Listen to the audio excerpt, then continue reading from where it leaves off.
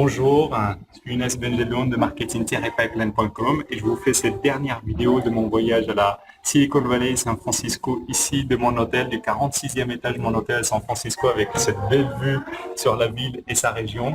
Désolé pour le contre-jour, je fais la vidéo uniquement avec mon téléphone.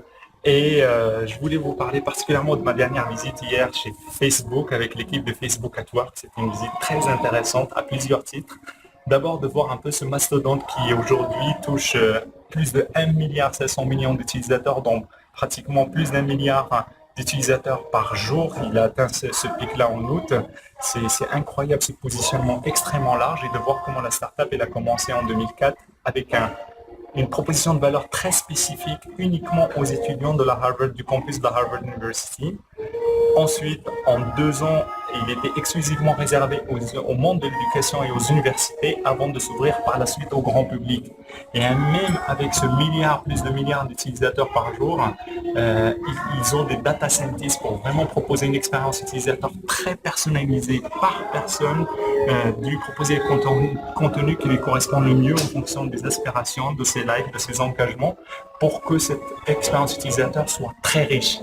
D'autres points qui étaient intéressants, c'est qu'aujourd'hui, comment Facebook essaie de dupliquer sa solution au monde du travail et son ambition, c'est de réduire le nombre de mails utilisés en entreprise en adoptant le réseau social. Donc, ils sont challengers là-dessus parce que d'autres leur ont emboîté, qui leur ont déjà précédé sur ce terrain, mais ils ont une équipe vraiment de choc qui attaque un peu ce marché, qui travaille main dans la main avec des entreprises ici pour adapter le réseau social Facebook au monde du travail. Ils ont déjà des tests ici aux États-Unis et ça avance vraiment à très grande vitesse. Et le credo qui revient très souvent dans la boîte, qui est un peu marqué un peu partout dans les locaux, c'est qu'on n'en est qu'à 1% du voyage. Donc il reste beaucoup à faire. Et à ce niveau-là, c'est incroyable de voir leur campus, comment ils mettent une infrastructure incroyable à la disposition des salariés pour leur permettre d'être productif au mieux possible. On dirait plus qu'on est à Disneyland que dans les locaux d'une grande multinationale, avec des facilités inimaginables à la disposition des salariés pour qu'ils soient productifs le mieux possible. Autre visite qui est intéressante hier, c'est chez Plug and Play, qui est un accélérateur, aussi investisseur et tout un écosystème qui organise des événements autour de l'entrepreneuriat et des startups, où j'ai assisté au pitch de 8 startups qui ont présenté leur business à des investisseurs pour une levée de fonds.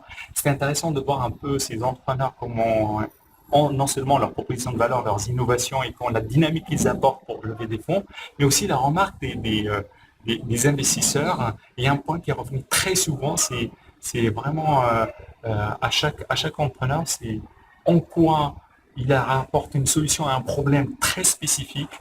2, en quoi ce problème est important pour les clients. Et 3, en quoi leur solution est meilleure ou au moins différente de la concurrence. Et ce sont des points que regardent les investisseurs de façon très précise.